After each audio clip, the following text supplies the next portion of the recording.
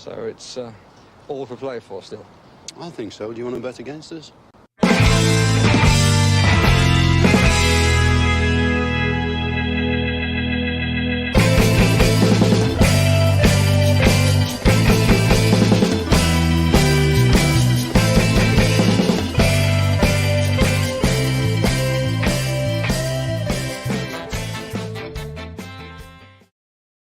Good evening, everybody, and welcome to For the Love of Palmer Grab podcast. We're here with a Palace preview, but before we do anything, Paddy, that is a mighty fine shirt you've got on. Isn't it? Davenport's. Davenport's still on the go. I don't know. Don't even know what Davenport was. Was it a brewery or something? Yeah, with another beer or with another brewery. Yeah. This might be the record for the earliest I've had to Google something on the podcast because I didn't have a notion what I was talking about. Well, I figured while you're Googling it, I figured this was the weekend to be wearing it because there's a lot of celebration going on. There's a get together of the Heroes of '82 in Villa Park tomorrow, where the fans can go along and have their picture taken and meet the guys, and then they're being presented on the pitch before the game on Sunday, where there's going to be a flag on every seat, and it's going to be a fairly spectacular show by the looks of it. And then 7 minutes before kickoff, with everyone waving their flag, the guys will come out with the European Cup. So why not have the celebration this weekend? So that's why this banger is getting an airing today. Yeah. I just Googled it there. Kevin Donnelly has it there. Davenport's is a brewery. It seems like there's a brewery in Smethwick, but it is a brewery. It's still on the go, apparently, which is There great. you go. Great to see. Great to see. In 2007, I remember I was there for the Proud History, Bright Future scarf giving from Randy Lerner, Sheffield United game, the 25th anniversary of Rotterdam Day. And that was a really cool occasion, and pity couldn't get over this year, but because as the years tick on, the guys the winners aren't getting any younger, and neither are we, but it would have been nice to see them again for the 40th anniversary, because every year it seems to come out that another one of the heroes has some sort of health issues and stuff like that. So it'd be good to see them in the field. It would have been very, very good to see them. And I'm a bit disappointed. I'm a bit down myself now over not being able to get over and see them. Because I did originally earmark this as the weekend to travel, but just couldn't make it happen with other commitments and stuff like that. But I hope everyone has a fantastic day. It should be a great lift to the club. This is a game, and it's an interesting one. We don't have any press or pickups today because lots of reasons. Because it was just about. Yeah, it was more so just about. I just arrived in the post today. Exactly. Yeah, but also the reason that we didn't have it was, number one, it was all about Coutinho. Secondly, Steven Gerrard looked very fresh for a fellow who was at an awards dinner last night. If I was the manager and I was at an awards dinner last night, I might have stuck to the shandies, put it that way. If I could have got away with it. But it was he answered a few questions. I suppose we might as well start with that before we get into the Palace game. But he answered a few questions. One of the ones that he did answer was he kind of took offense to a question about it wasn't. I don't remember the exact phraseology, but it was basically do games at this time of the season mean much for Aston Villa? And he kind of took offense to it, that he wanted to win every game and he wanted to go out and test himself against Crystal Palace. And he referenced that Palace are coming into this on the back of their manager being named in the shortlist for Manager of the Year. I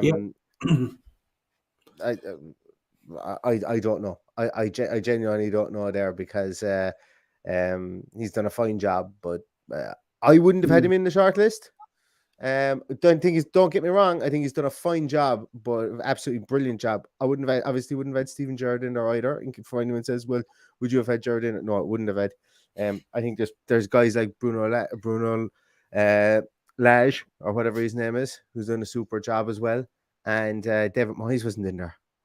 David Moyes had West Ham threatening the top of the league for ages, and I know they fell away a bit, but a very, very, very consistent performing team throughout the course of the year. So But Crystal Palace will be buoyed by that, you know, and Of Patrick course. Vieira should be very, very proud of it because And he's look, had a very, very the good start to his Premier League question tenure. itself, the question itself, we were in 14th a few weeks ago, 2 or 3 weeks ago. Would that be right? Mm-hmm. Yeah. And I found out today that the difference between us finishing 14th and finishing 10th is not only the delight of being up at the top half of the table, it's 10 million in prize 10 money. million, 2.5 million per place. Yeah. So 10 million in prize money. If they didn't know they were getting it, might have stopped all those increases on the season tickets. Well, So it's actually double the increase because it wasn't there. Still, I think I read somewhere that it's like 5 million extra in revenue. The increase in season tickets gives you or something. So 10 million is double that. But I think next year as well, the price for placings might go up a small bit. I don't know, is it 2.75? I think I read somewhere as well that it might go that it's going up next year. For that as well. So jostling for positions is very important. Like 5 million is 5 million off Coutinho. Like that's what. If we were to go by his rumored wage of about 160, 170, you know, do the maths there, that gets you a few weeks of Coutinho's wage, which is mind blowing in itself. I'm just going to go back a small bit. Michael Huggins is dead right here. When we do celebrate our heroes of 81 and 82, and some of them are no longer with us. And yes, absolutely, shout out to the 14th man, Eamon DC, a true Villa legend. I'm from Limerick. I'm living in Galway at the moment, and Eamon DC is the darling of Galway City. The club, as I've said numerous times in the podcast before, the club here, Galway, have named their park after him, named their stadium, their pitch after him. So Eamon DC will be forever remembered up here. There's a real character, and Chick will definitely never be forgotten in Galway. That's for sure. But as I say, he definitely was the 14th man, and there's some really, really great stories about him. And maybe there might be a podcast on that for another day, Paddy. We might get some of the remaining clan that are up here, and might get them on. Maybe might even sit in a pub with them. Jesus, we can sit in pubs now, Paddy, and we can record people. Maybe might do something like that because it would be nice. He is not only very highly thought of in Galway. If you listen to, I recently heard Tony Morley speaking very highly of him in an interview, although he calls him Eamon Dacey, which must have been how they pronounced it back in them days in Birmingham. But it's definitely Eamon Dacey, and as you say, he's the darling of Galway. Actually, last season Galway United had the number 81 on the bottom of their shorts as a nod to the 40th anniversary of Aston Villa winning the championship with Eamon DC in the squad. And as you say, he's one of those 14 men that played that year. So very highly thought of. Loads of medals and many great memories of his time at Aston Villa. Absolutely, for sure. And as I say, he's fondly remembered here, fondly remembered in Villa Park, and long may his memory live on, just like it will with all the rest of the team in 81 and 82. So going back to the Crystal Palace game, Paddy, and going, I suppose, back to the press conference. Some good news is Jacob Ramsey is back in the squad again. He's training today. Yeah. Looks like he's going to be fit. There was some adverse news, I would call it. Ollie Watkins hasn't trained since Liverpool. I don't remember any massively noticeable knock that he got, but that hasn't changed. He does have an outside chance of making it. I hope to God he doesn't. I'm embroiled in a battle at the bottom of my fantasy league, my fantasy draft league. And I need Ollie Watkins to be firing against Burnley and against Crystal Palace because I'm sinking like a stone. I'm second last only on goal difference at the moment. So I need my Ollie Watkins to be fit. But I was worried because, it's not exactly an area that we're stacked in at the moment. And obviously Leon Bailey is out as well. It would only leave really Bertrand Traore. But on the flip side, Mr. Buendia and Mr. Coutinho could be seen together again at the weekend if Ollie Watkins is out. Well, you'd have to think so. On form alone, Buendia would deserve to be in there. Whether you like to admit it or not, Ings plays kind of like Buendia, when he's even in the top two, he's dropping deep and picking up the ball and trying to split the defence. So it's near enough as you can get as a like for like. Unfortunately, I don't see any of the guys on the bench, with the exception of maybe Carney getting a run there. But I think you're right. I think it'll be Buendia and Coutinho in behind Danny Ings. Quickly checks the comments to see the obligatory. Can we not play Nakamba and Luis and Jacob Ramsey midfield and then move McGinn further forward, because that's something that we've been floating out for a while, and maybe that's something he does try. I don't think at this stage he does. I don't think he sees it as an option just at the moment, or he sees an option at all for Aston Villa, considering we would have Buendia, Coutinho. But I think when you've got 60 million worth or whatever worth of number 10s there, I think you play the two of them natural number 10s behind the number 9 in Danny Ings. And to be honest with you, if I'm Danny Ings, I'm not leaving the back pitch in Bodymore Heath for the rest of the week, and I'm going to practice putting the ball in the back of the net, because he should get lots of chances if there are two 10s playing in there behind him of the caliber of Argentinian international Emi Buendia and Brazilian international Philippe Coutinho.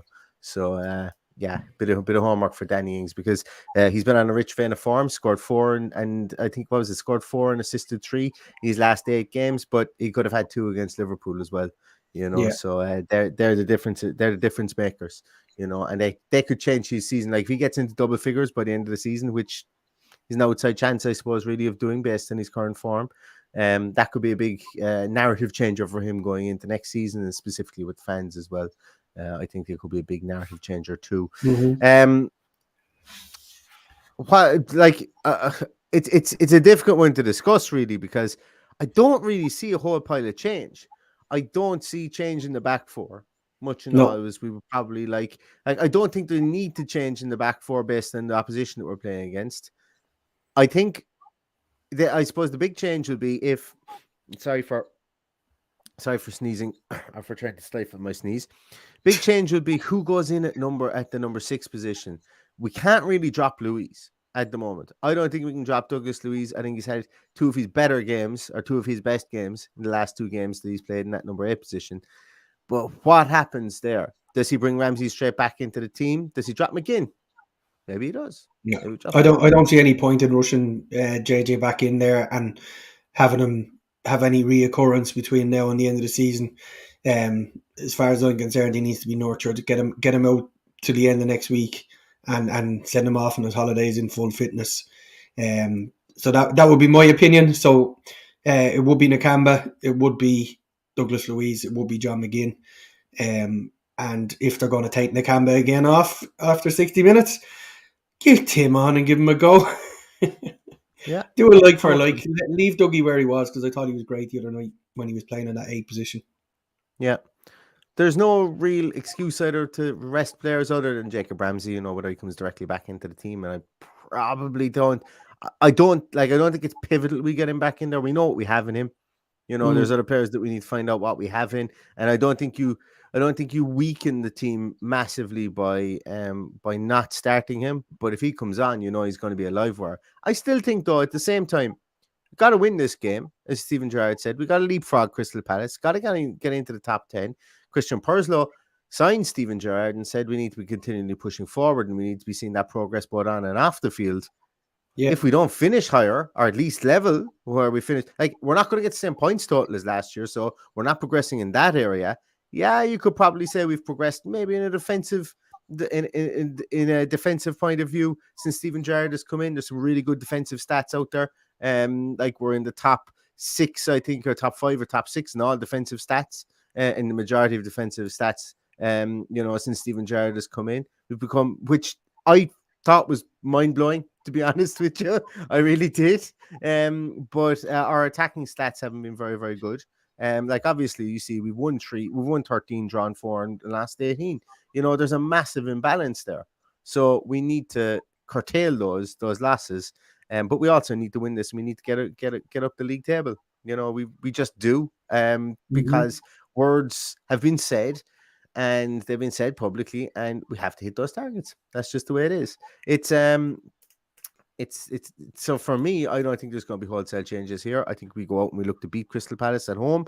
I think we've got a massive chance. I think we should beat Crystal Palace at home.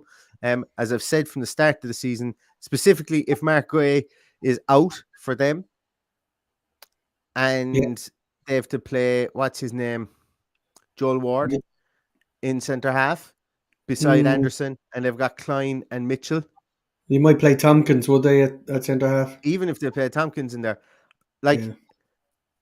The biggest change that Patrick Vieira has made, and I'm loath to say this because I know he's made good changes to their defence, and I know bringing in Anderson, bringing in Gray have been masterstrokes from him, but I still fancy us to score against this Crystal Palace team. I just do. Oh, you'd have to, yeah. I think where we can get at them is by having those 2 10s against that midfield.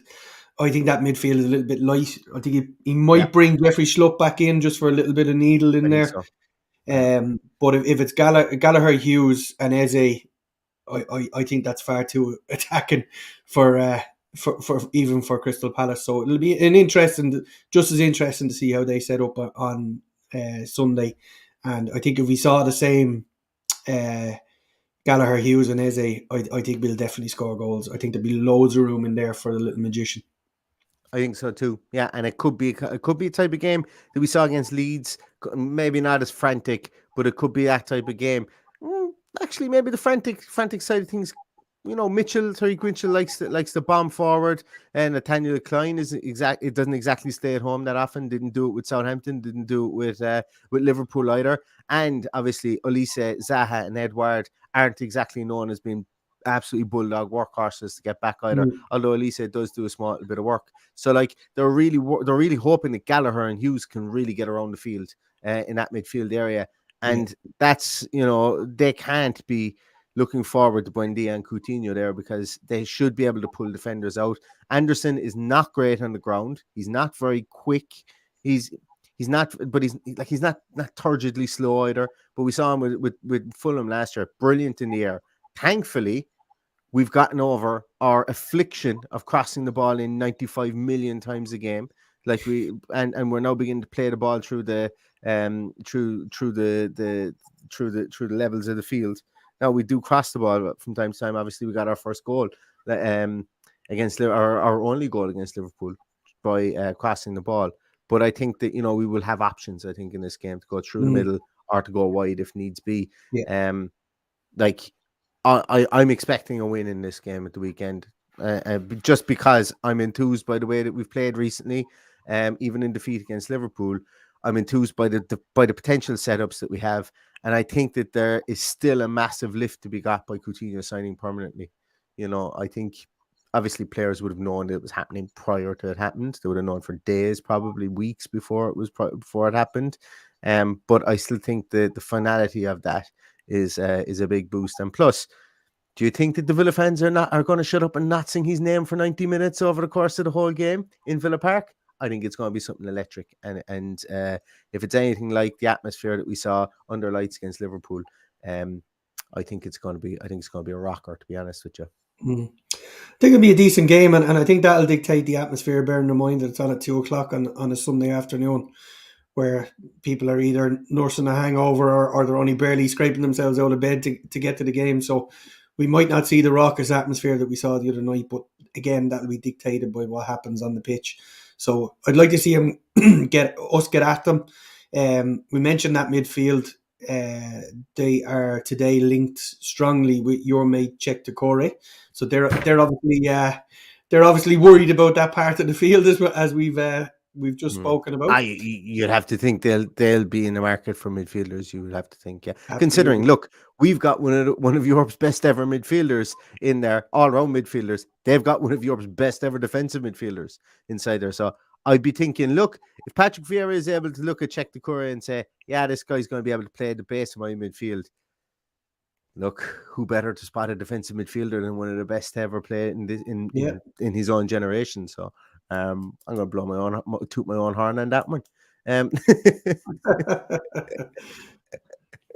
But no, we're going to beat him to it. We're going to gazump them anyway, so it's fine because he's definitely coming to Villa. If I have to buy him myself, he's coming to Villa. I can't have that happen to me. It happened to me with Bentancur, and I'm still sore over that one, especially when I see all his stats coming back from his time at Spurs and the amount of balls that he's won in the attacking third to set up counter attacks, turnover, interceptions, and turnover possessions, turnover goal creating actions, turnover shots. Like that's where the game is won. That's where the Man City's win. Turn the ball over high, up the field, break quickly, and discombobulate a back four. And like we don't do that. We don't do that. We don't have anybody who can do that either. So that's one of my TED Talks that I'm glad that you've come to hear. You love that word discombobulate, don't you? Discombobulate. It's a great word though. I don't know how to spell it though. But it rolls off the tongue. It's like bungalow. Bungalow is another great word that just rolls off the tongue. So I say words I like. So that's why that one came out.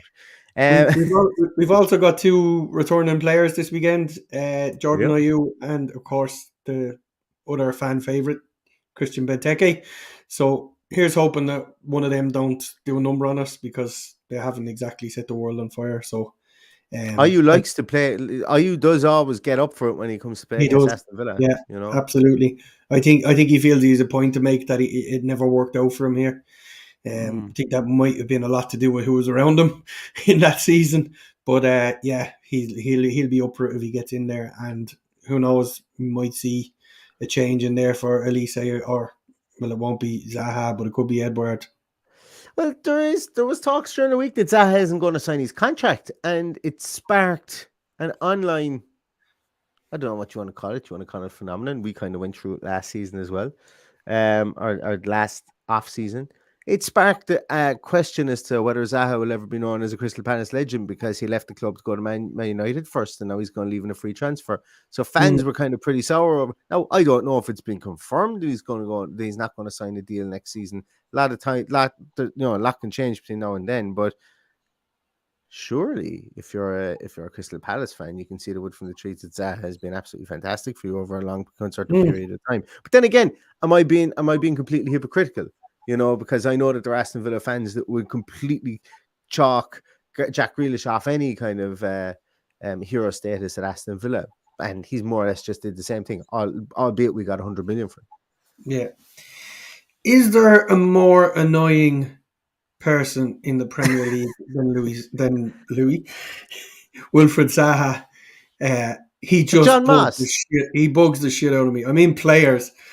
I just look at him and I get annoyed. I just think he's just an angry, bitter little man who had his chance at Man United and blew it, and he's back there and never looked happy. All he wants to do is get in people's faces and fight. Just annoys the shit out of me. Well, I don't find him that annoying. I find Bruno Fernandes absolutely infuriating. But you have a little nickname for him, don't you? You're not allowed to say it, you're not. I'm not allowed to say that. I would say that. Yeah, I don't think his mother would like me. It does involve a couple of swear words in it, but so I'm not going to say it in the podcast. But yeah. He doesn't. Good comparison, though. The two of them are probably the most annoying little fuckers in Premier League at the moment. So actually, yeah, people comment in who you think the most annoying player in the Premier League is underneath. And don't put Jack Grealish. Please don't put Jack Grealish. No, don't. Paddy, do you envisage that there's going to be anything? I suppose I always ask this question, or I had asked it up until the last couple of games. Actually, I asked it when we were losing. I haven't asked it, I'd say, since we steadied the ship with the draw and the 2 wins. But what do you think Villa need to do to win this game at the weekend? What's the number one thing that they need to do? And don't say score more goals than the other team. Well, I think we have. I think we have a far superior defense now. I know they have the ability to mix it up top with as I said, the 2 ex-Villa boys to come on for probably Edward might get switched around. We don't know. I think we just got to stop them, stop Zaha. Matty Cash is going to have his work cut out. But there's goals in us. We're going to score goals. So, I honestly can't see any way we're going to lose this game. I just can't. I don't think it'll be anything spectacular. I think it might be a 1-0 or a 2-1 or something like that. But we'll see who's starting for them at the weekend before we make up our mind. But I think we've picked the team there. I don't think anything is going to change. I think we got the three boys in midfield that started the other night, and then we'll have the two magicians in behind Danny Ings if Watkins doesn't make it. And let's be honest, if Watkins is 50-50, he's not playing at the weekend. It would be absolute madness to play a player 8 days out from the Premier League finishing. I'm just If he taking him out wasn't of my right. team, so Paddy. If you're that convinced, and he starts and he scores, on your head be it, Paddy. He's coming out of my team right now. Yeah, I just I don't have any confidence in Martin Weghorst or Wout Weghorst to score the goals. I'm up against it. I'm up against the gun. But anyway, Just switching for Danny Ings. I can't, no, because it's a draft league, so only one player one player can be on one team, so you can't have, you pick the player and no one else can have him. So it's a way better system, and there's no captains, there's no triple bench bonuses or whatever they're called, any of those newfangled stuff. You're either good or you're not, and I'm not, because I'm second last at the moment. So and is there a forfeit for last place? yes, there is, Paddy. What's the It's about forfeit, Neil? 200 quid all in all when everything is kind of totted up. But yeah, hashtag maybe setting up a GoFundMe after this. If Watkins is out, there could be a GoFundMe for it. But yeah, I'm not looking forward to that. But hope springs eternal. Maybe the guy who's in last position just is worse than me on the day. Fingers crossed, because I'm fluking it as it is. So we'll see what happens. But yeah, so if you guys do have any prayers, and to whoever you pray to them that Ollie Watkins is fit, so that my fantasy team survives over the weekend. Paddy, do we know who the ref is? Chris Kavanagh, I think. Chris Kavanagh. If I read it correctly. Kavanagh. It is Chris Kavanagh, yeah. Does it really matter who the referee is anymore? They're all as bad as each other, except for Simon Hooper, who I think is the best referee in the Premier League. Have I said that before, Neil? I think actually, genuinely, I think you haven't said it as much as you think you have said it. But Simon Hooper is good. He is good, in fairness. But look, as I say, it's all matter. We'll go out there and score the goals and win the game. We stop giving all the refs. I think that's what we'll do. There was a question here, Paddy. Completely off topic, but what's the best Bob Dylan song? Asks SL41NTE. I think it might be Sláinte. Actually, that's really cool if it is. I'd say it is, yeah. My favourite Bob Dylan song is Working Class Hero. Yeah? Not that I'm an aficionado of Bob Dylan songs, but that would be my favourite. I don't know. Like, it's mad. It's when you're putting the spot, you're kind of. I really do like what's that song? Hurricane. About your man Ruben Pochacalem, the boxer who was put in jail, and he was innocent.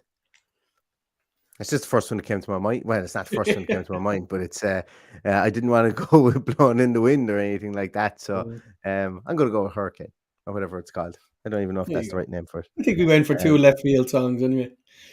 Well, we had to. Yeah. Had to. You can't go with the easy stuff. Never go with the easy stuff. That's my Not many answered the question, but I did leave out my old friend Lord Bam Bam there. So glad to see he's still sitting on the sideline. I hope he stays there till they're relegated. But there you go. I said that out loud. Okay. I'm not. Those words cannot be attributed to me in any court of law. In any court of law, yeah. But I think we might leave it there at that one, because we don't want all the Bamford fans coming after us. But look, I think one of the biggest reasons Leeds are where they are is because he's been injured all year. So that's kind of testament to him and what he did in the Premier League last season as well. But then again, they just should never sack Marcelo Bielsa. It was that simple. Staring him in the face, keep Bielsa, things would have turned around. But anyway, who am I to say that? They're not my team, and maybe I don't know enough about the whole situation, which I probably don't.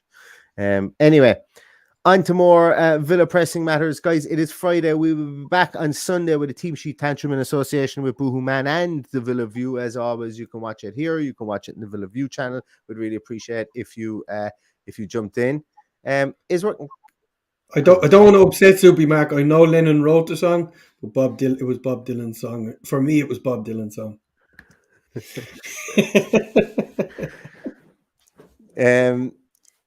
Okay, guys, Mark, DM Paddy and have it out in the DMs. There, I'd like to see who the winner is in that one because I haven't a clue. I'll be honest with you, I haven't a clue. But as I was saying, we'll be back with a team sheet tantrum at the weekend. As I said, beyond the Villa View channel, beyond here, we'd be delighted if you guys could pop in. It will be at 12:50. 12:50 on Sunday, yeah, because it's 2:00 kick. So 12:50. So it'll be a nice early one. Have your brunch. Nice cup Neil, of Joe. are you busy tomorrow? I'm not. Should I be? I'm getting an awful slagging because this is our 5th day in a row that we've done a podcast. Is it? Is it our 5th day in a row? Yeah. So if we went tomorrow, we'd have gone a full 7 days with a podcast. Fuck it. You know what? We might go tomorrow. We might. Yeah. Seeing as we're going on holidays next week. Well, I'm going on my holidays. You're going to sit here and do transfer podcasts. I'll be here doing transfer podcasts for the week. Yeah. Jeez, have we gone 5 days in a row? I didn't even notice that, to be honest with you, because I've done 2 or 3 other podcasts and other things as well. So they've all just rolled into one. And as you can tell, I'm very tired. So maybe that's the reason why I'm lacking energy at the moment. But yeah, I'm free tomorrow. If anything pops up, we might jump on. Sure. What's the why break the habit of the last 5 days? But we will be back on Sunday anyway, regardless, with a team sheet tantrum. And lads, look, as I said, thanks so much for everything you do for the podcast. In relation, actually, to the last podcast we did, a couple of you guys have reached out about the t-shirts. We weren't strongly considering putting those t-shirts on sale, but because a lot of people wanted them, we are going to take a look into it, and hopefully we'll have something maybe by the start to the middle of next week. As I say, we got a couple made up as just to kind of have ourselves, but you know, if people like them, then yeah, we'll throw them out there and we'll see what we can do. As I said, the biggest thing is trying to get, obviously because of shipping to the UK, shipping here in Ireland and stuff like that, just trying to find the differences and see what the story is before we find our price point, or to make the price point, so that we can see if it's actually viable. Because as I said, we don't want to put out something that's going to be massive money because of shipping or anything like that, because it's just not fair in any way. But yeah, keep an eye to that. And that's probably going to do it for tonight. I can't think of anything smart to say to finish up this podcast. I'm absolutely wall-falling tired. So I'm just going to say thanks so much, everybody, as always, for watching the podcast. Give this a thumbs up if you do like it on the old YouTube machine. Don't forget our audio podcast as well. Once again, we'd love to build the subscribers there as well. I know you watch here on YouTube as well, but even if you just subscribe in the audio podcast, whether it be Spotify or Apple Music, our Apple podcast, as I said, there will be some more audio stuff coming out during the off season. May not be able to jump on the whole time during the videos, so I don't want you guys to do videos, as I say, so don't want you guys to miss out, and we really appreciate your support there. But yeah, as I said, Villa versus Crystal Palace, Gerrard and Vieira renewed their rivalry, except this time they'll be confined to their technical areas as opposed to be able to put 6 studs through each other in the middle of the field. And I, for one, am really looking forward to it, and I'm hoping for an Aston Villa win. So until Sunday, when we will see you at 10-1 for the team sheet tantrum, all that's left to say is stay safe and up the Villa. Up the Villa.